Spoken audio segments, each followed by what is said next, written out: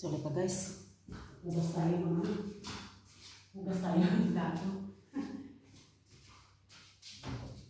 So, good morning dyan sa ating lahat. Sana ay marami tayong magawang maganda ngayon sa araw na ito.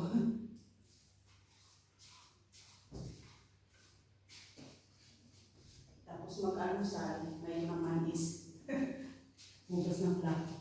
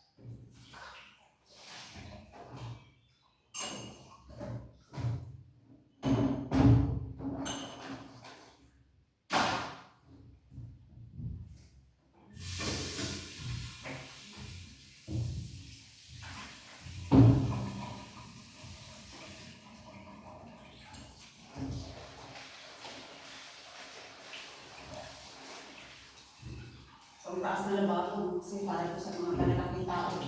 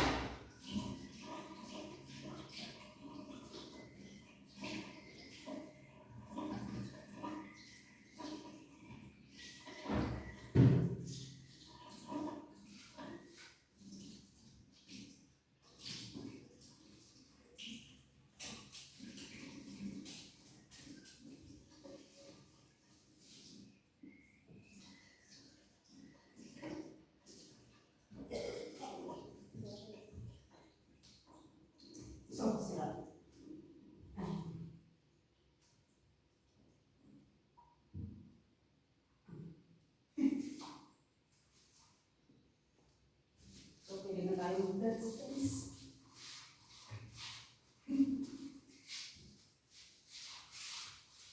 Hindi pala pwede. Pag ganyan pala. Tapos may camera pala dito.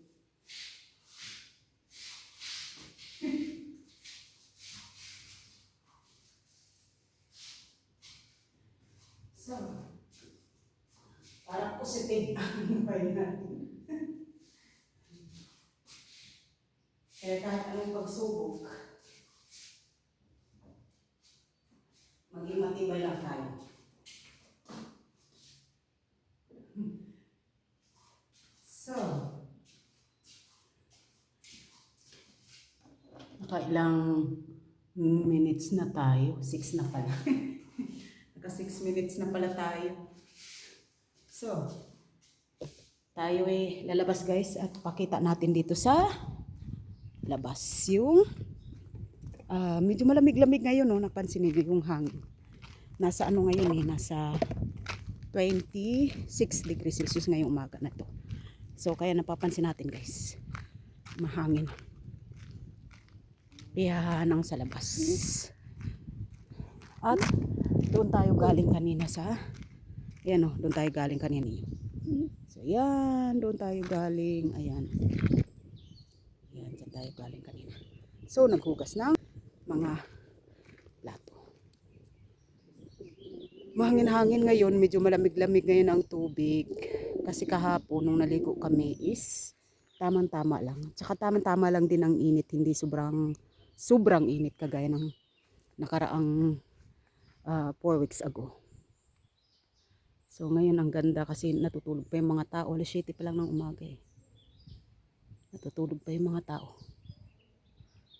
Tapos linggo ngayon kaya karamihan natutulog sila hanggang alas 8 ng umaga. So masarap dito mag-swimming guys, basta magbayad lang kayo ng entrance fee at maligo kayo dyan hanggat gusto nyo. Pwede kayo magkayat, ayan. Gusto nyo meron kayong boat na ano lang, yung dihangin, ayan. Pwede yan. So ang ginagawa ko kapag nagsuswimming ako, ang ginagawa ko is yung dati kasi bumibili pa kami ng extra ng yung salbabida.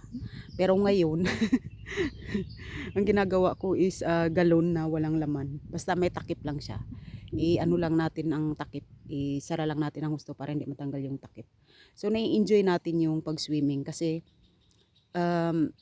ako marunong ako mag-swimming, pero pag nag-swimming ako ng mga 10 to 15 minutes na walang galon or walang swimming walang salbabida is okay na yun sa akin. 5 to 20 minutes. Pero after noon, kailangan ko na ng galon. At least palutang-lutang ka lang sa tubig, 'di ba? Yung hindi ka na kailangang lumangoy, di ba? So pwede rin naman kung gusto talaga ninyong maging maganda yung katawan ninyo, pwede rin. Pero ako kasi basta after ng mga 20 minutes kung lumangoy is kailangan ko na ng mag-relax na lang sa tubig. So yun pinakamagandang din. Paraan yung ganun din na galon lang ang hawak natin para hindi tayo malunod, alam nyo. Para ma-enjoy lang ang ating swimming sa tubig. Kasi as long as na mainit ang weather, talagang masarap talaga magbabad sa tubig. Basta simpre guys, ang lang is, ang friendly reminder ko lang is mag-ingat kayo sa paglangoy kung hindi kayo marunong lumangoy kasi delikado talaga. So kailangan meron talaga kayong kasama na marunong na mag-remind sa inyo na dyan lang kayo sa hindi malalim. At wag kayong pupunta dun sa malalim kung hindi kayo marunong lumangoy. So yun lang guys, and I wish you all the best and God bless everyone. And at thank you so much for always supporting.